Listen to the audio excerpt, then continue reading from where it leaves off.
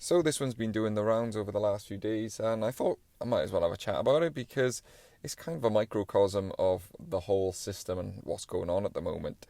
So I guess most of you will probably be familiar with this image. Obviously the face is blurred out, but this was a video that was going viral of a young girl in Dundee who was wielding an axe and a knife in the street in the middle of the day, arguing with what was a man who was 22.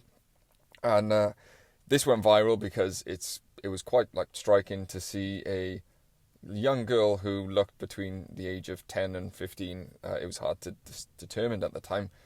Basically screaming in the street about being harassed and attacked by a man, and the man was filming him.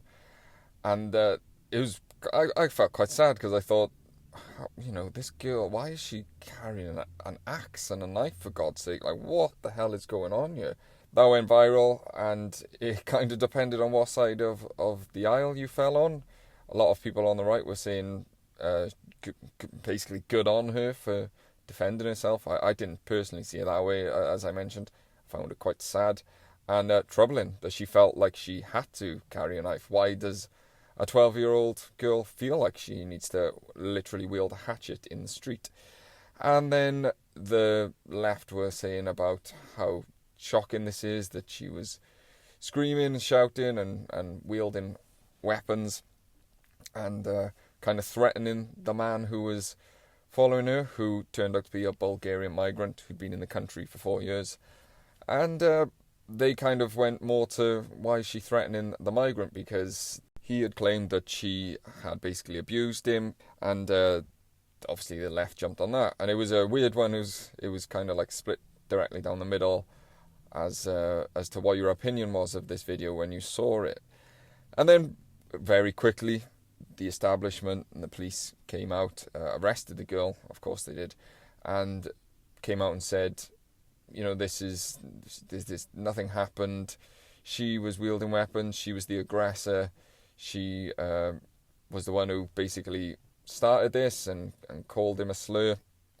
And the left-wing media came out and then kind of attacked everyone who had said, what is going on here? Why is this young girl feeling so threatened that she's wielding a knife? And, is this part of the whole grooming gang situations that has been going on? And just, they basically said that anyone who had spoken about it in taking the young girl's side was a racist classic. Everyone was spreading misinformation, far-right agitators, the playbook, specifically going after Elon Musk and Tommy.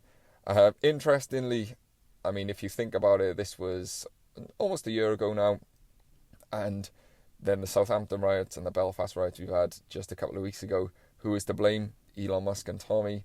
Very interesting how they just seem to have the same boogeymen every time.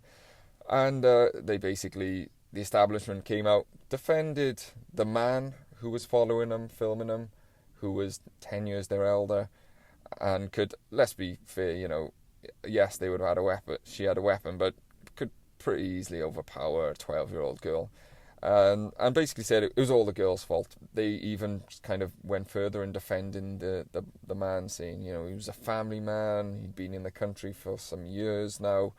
I think it's about 4 years he's been in the country. Kind of neglected the fact that he had a AK-47 tattooed on his neck, but everyone's entitled to have whatever tattoos they want. And interestingly, the brother's sister was involved in this as well, and she came to his aid to defend him because he felt threatened because a group of girls were around him, so he had to call his sister, and she came as his backup. Interestingly, didn't phone the police. So the reason I'm talking about this is because this has ended up in court over the last few days, and wouldn't you know it, it was actually the 22-year-old Bulgarian man and his sister who were found guilty of harassing and attacking these underage girls. I mean, who saw that coming? So it came out that he was attempting to coax them in for sex, by all accounts. These girls are 12 to 14, as I've mentioned, and he basically approached them, asked them for if they wanted a good time, and they reacted in a pretty bad way. So the court heard that the male had approached them and said, quote, "Hello sexy, I'll show you a good time," end quote. And then one of the girls called him a creep, and then he kind of disappeared, and he later returned to confront them again after calling his sister, who arrived shortly after, and also assaulted one of the girls. So he basically threw one of them to the floor. That's when she brandished the knives. He told the court that he had seen the knife initially, and that's why he pushed her to the floor. But why would you go anywhere near her if that was the case? And also, his sister had grabbed a 13-year-old by the hair and also threw her to the ground.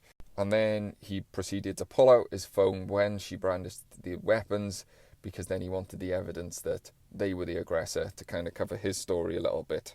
And just cast your mind a little bit back now to the police's reaction, who took his side in this attack and even came out and said the 12-year-old girl was the aggressor against a 22-year-old man. And the reason? Well, it's because, according to him, the children had called him a migrant and used an expletive against him.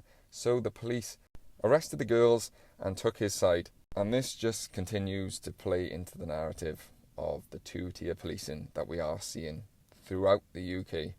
And interestingly now, a lot of the left-wing media and the left-wing talking heads that were tweeting about this have all deleted their tweets originally that were saying, oh, this is all just Tommy and Elon and far-right agitators.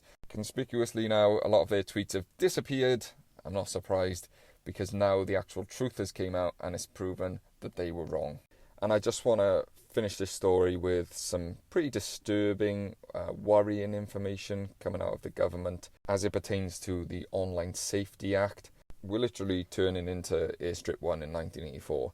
So basically the government are coming out and they're making amendments to the Online Safety Act, which gives them and Ofcom more powers during, quote, times of crisis to censor social media and accounts that share stories that are going around. So basically, after the attack in Belfast, where people were sharing that video, that would come under a, quote, time of crisis.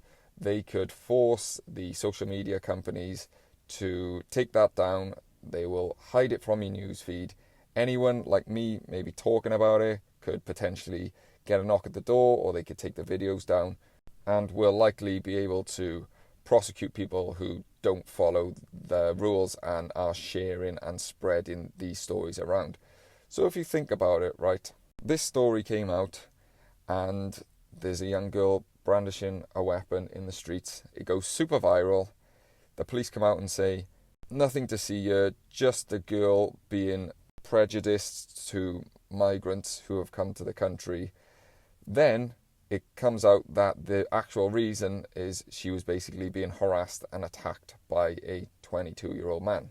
They could deem that as a time of crisis for social cohesion and just completely hide the story from the news, from social media, and from any way of you being able to see the truth. And that is happening in the UK this week. And I'll be honest, it's making me really worried to live in this country, because it seems like the government and the police don't want to fix these issues and these actions and these attacks that are causing the reaction. They just want to stop the reaction, which just leaves the everyday citizen like you and me sitting in the dark, wondering if it's safe to leave the house. Let me know what you think, and I will catch you later.